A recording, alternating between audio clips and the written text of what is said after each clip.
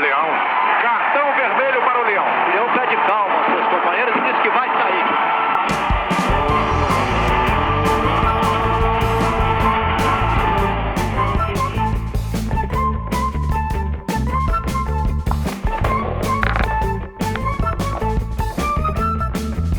Vai começar o jogo que a torcida não vê.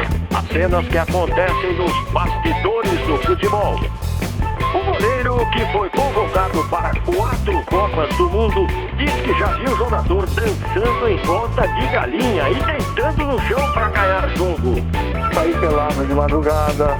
Porque ele diz que vestiário é lugar de guardar segredo. Aquele macho que na hora não é o macho que a gente esperava. Qual é a tática para intimidar adversários em Copa do Mundo? Encarava o adversário. Os insultos que a torcida não nota. O que fazer para tirar a concentração do adversário na hora do pênalti? Você fala da mulher dele. Leão solta um petardo contra um craque que marcou época na seleção brasileira. Um excelente jogador de bola, um péssimo profissional. O dia em que o goleiro brigou no vestiário do Brasil com o lateral que queria dar um show em campo. E aquilo me irritou muito. A irritação do goleiro logo no primeiro dia de trabalho na seleção. Eu estou sendo convocado para a seleção brasileira. Vai perguntar qual é o meu nome? Emerson Leão foi chamado pela primeira vez para a seleção brasileira em 1970. Ganhou o posto de titular nas Copas de 74 na Alemanha e 78 na Argentina. Voltou à seleção na Copa de 86 no México como reserva. Fez carreira como técnico. Já foi treinador da seleção brasileira. O goleiro que ganhou fama de polêmico, brigão e temperamental é o personagem de hoje do Globo News Extracampo.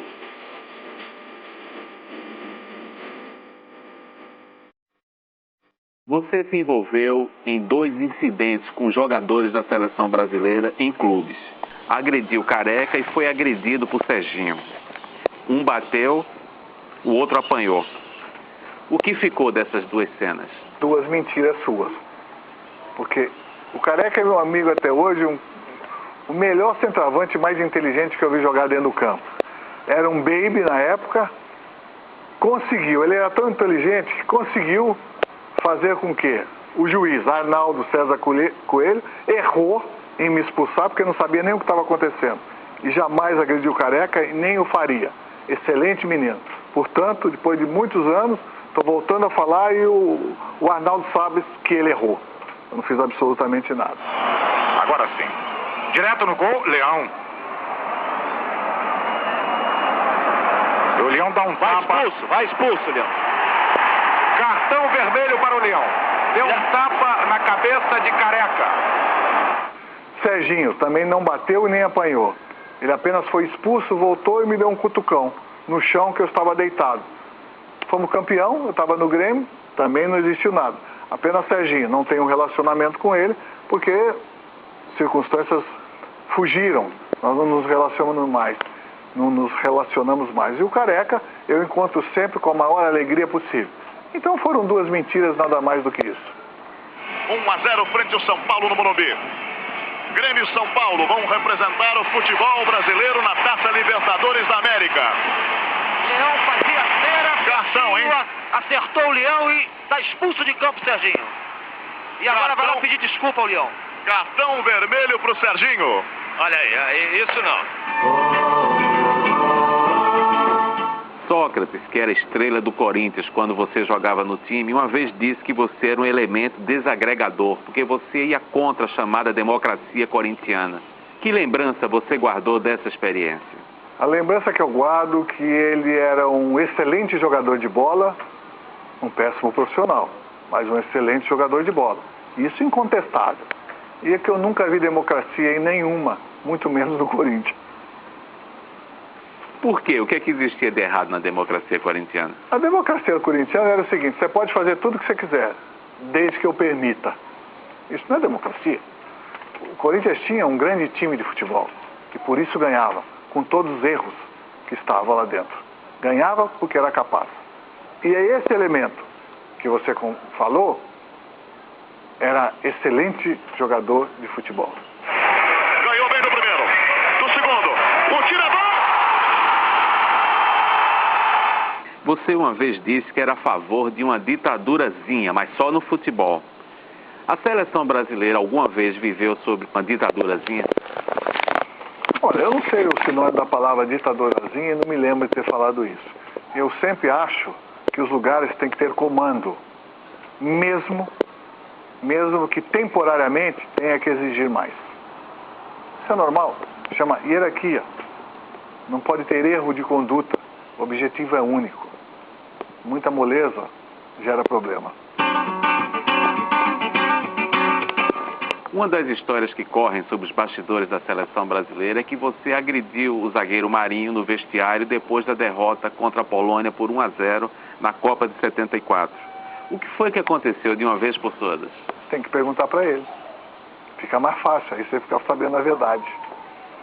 Mas afinal de contas, você agrediu ou não, Marinho? Afinal de contas, que você quer saber, é o afinal de contas que todo mundo fala e não sabe, correto?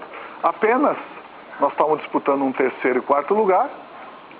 O Marinho, um excelente jogador, maravilhoso jogador, vanguardista na posição de ala. Ele já era um ala e nós não sabíamos. Só que naquele exato momento não podia jogar de ala, tinha que jogar de lateral. Então eu reconheço a capacidade dele, mas a aplicação tática é errada. E na época ele me deu uma resposta desagradável, ele estava marcando o Lato, um homem velocíssimo da Polônia, e nós chamamos a atenção dele e ele falou que era jogador show. E ali nós não estávamos para dar show, nós estávamos para fazer outra coisa. E aquilo me irritou muito. Dentro do campo ainda? Dentro do campo. E a Copa acabou.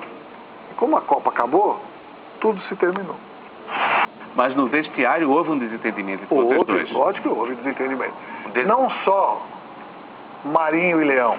Em outros jogos, o Marinho também já havia se desentendido com outros jogadores. Entendeu? Só que todo mundo segurou a barra. Naquele exato momento ele não segurou a barra. Só isso. Houve uma agressão física? Não houve nada. Houve resultado positivo para o futuro. Isso é bobagem. Ninguém é mais macho que ninguém. Por que você barrou Dunga no Internacional quando você era técnico, depois dele ter sido campeão do mundo? Você se arrepende? Não, claro que não. Eu não barrei o Dunga. O futebol dele é que foi barrado. O Dunga era um jogador aplicado dentro da possibilidade que já lhe restava com a sua idade. Ele já estava com ares de comandante, gesticulava muito e corria pouco. E eu precisava mudar o Internacional para não cair. E começamos a fazer um choque de gestão. E naquele momento ele não estava entendendo muito bem. Sempre o veterano nunca entende bem. Mas aquilo refletia no que o Dunga é hoje, um treinador. Porque lá ele já queria comandar. E os jogadores já não estavam aceitando mais. Mas não fui eu que barrei o Dunga, eu tirei ele do time. Você disse numa entrevista recente, dentro do vestiário acontece coisa que não precisa sair dali. Das cenas que você já viu no vestiário da seleção brasileira, qual a mais impublicável? Bom, se for impublicável, eu não vou falar para você.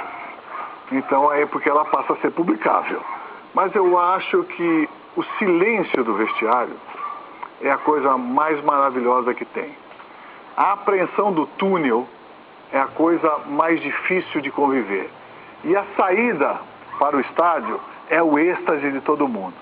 Só que dentro disso acontecia algumas coisas com alguns jogadores que ninguém poderia imaginar que aquele jogador poderia tomar certas atitudes.